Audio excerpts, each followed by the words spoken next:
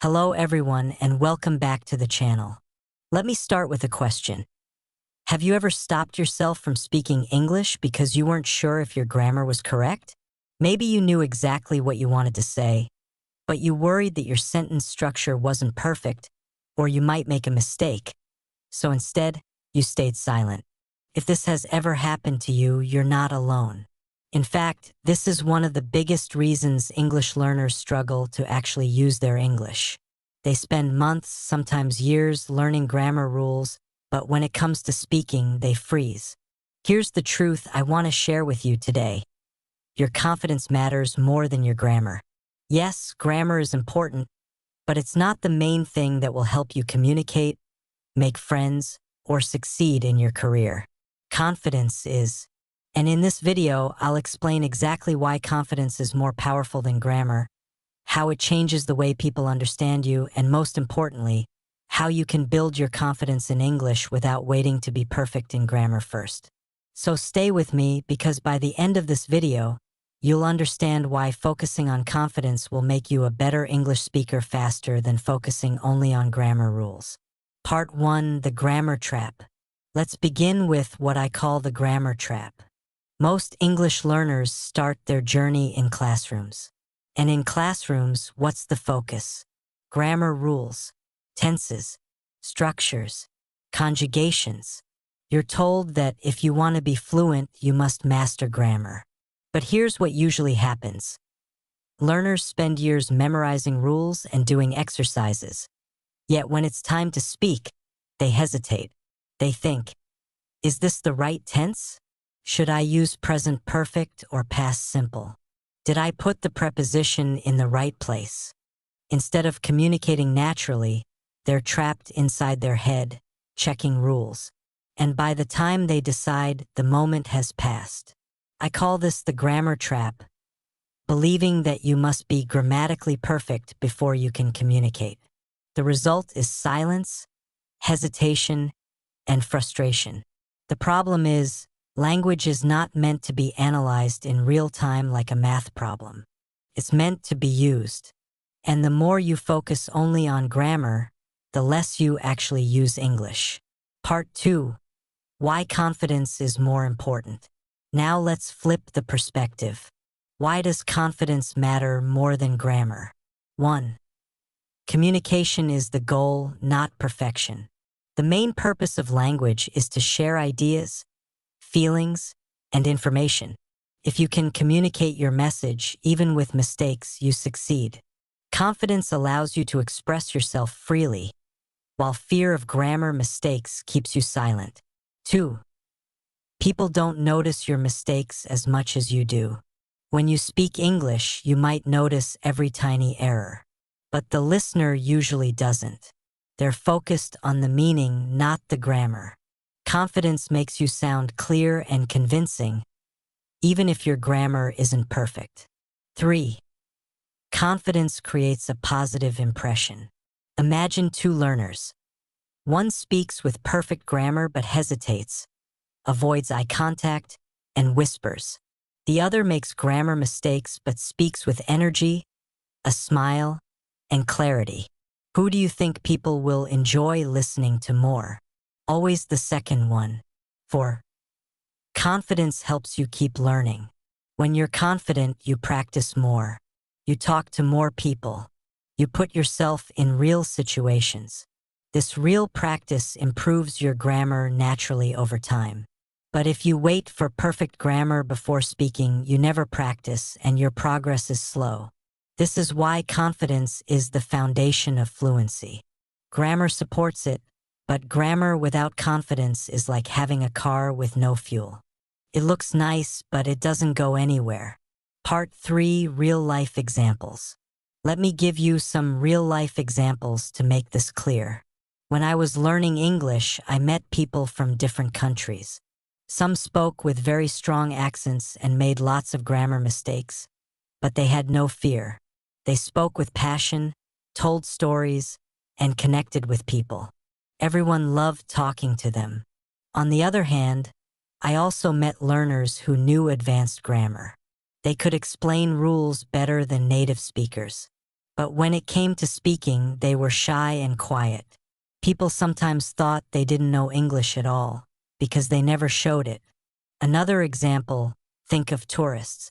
When they travel to another country, they don't usually speak perfectly. But with a few broken phrases and confidence, they can order food, ask for directions, and make friends. That's proof that confidence beats grammar in real situations.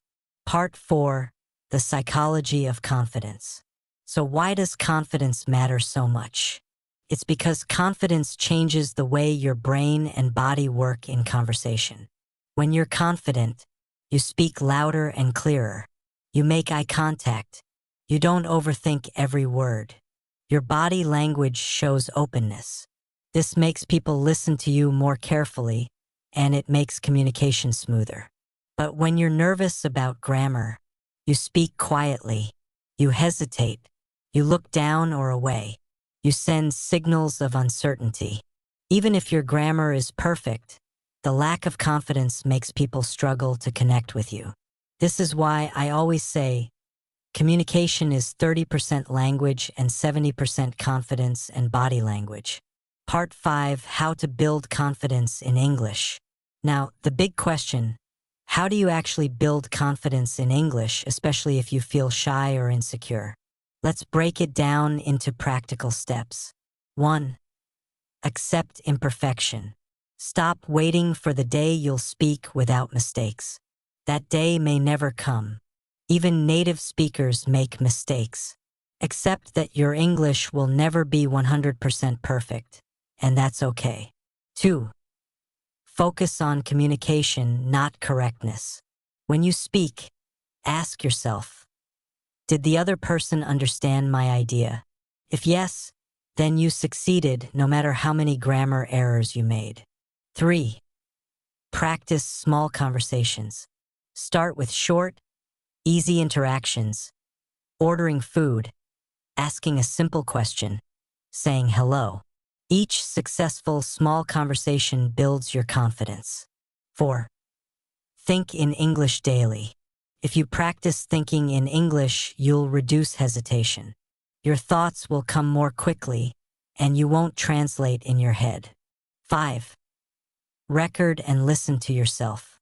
At first, it might feel uncomfortable, but when you hear yourself, you'll realize you sound better than you thought.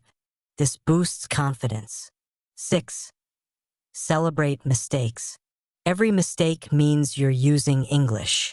If you never make mistakes, it means you're not speaking enough. So instead of feeling embarrassed, feel proud. 7. Surround yourself with supportive people. Practice with friends, teachers, or groups where mistakes are accepted. The safer you feel, the more confident you'll become. Part 6, balancing grammar and confidence. Now, I'm not saying grammar doesn't matter at all. Grammar helps you build accuracy and clarity. But here's the right balance. For speaking and real conversations, focus on confidence first. For writing and formal exams, pay more attention to grammar. Think of grammar like the structure of a house, and confidence like the light inside it. Without grammar, the house might look messy. But without confidence, the house is dark and no one wants to enter. The mistake most learners make is focusing only on the structure while leaving the house empty. Don't do that. Fill your English with confidence and improve grammar step by step as you go. Part 7, the long-term effect of confidence. Here's something powerful to understand. When you start speaking with confidence, your grammar will actually improve faster. Why? Because you'll practice more. You'll get real feedback. You'll notice what works and what doesn't. For example, maybe you always say, "He go to work." People understand you, but later you hear others say, "He goes to work." You naturally correct yourself. That's real learning in action. But if you never speak because you're waiting to be perfect, you never get that real feedback. You stay stuck with theory.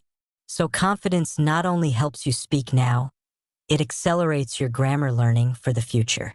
Part 8. Stories of learners who chose confidence. I want to share two quick stories of learners who focused on confidence first. The first was a student from Brazil. She knew very basic grammar but wanted to practice speaking. Instead of studying more, she joined a conversation group and decided to speak every week, even with mistakes. At first, she was nervous, but within months, her fluency skyrocketed. Later, her grammar improved naturally through practice. The second was a man from India. He had excellent grammar knowledge but was very shy. He almost never spoke, even though he could write advanced essays. One day, he decided to focus only on confidence. He gave himself a rule: speak English at least once every day, no matter what. Over time, his grammar mistakes reduced automatically, and people started respecting his confidence. Both of these learners proved that confidence opens the door, and grammar follows. Conclusion, final message. So let's bring everything together. Grammar is important, yes, but it's not the most important thing. Confidence is. Confidence allows you to speak, to connect, to practice, and to grow. Without it, even perfect grammar is useless. With it, even imperfect English can open doors, create friendships, and change your life. So my challenge for you is this: the next time you want to speak English, don't wait for perfect grammar. Just speak. Share your idea. Make mistakes proudly. Focus on connection, not perfection. That is how you truly build fluency. Thank you so much for watching. If you found this video helpful, please like it and subscribe to the channel. I'll be sharing more strategies to help you learn English naturally, confidently, and without stress. See you in the next video.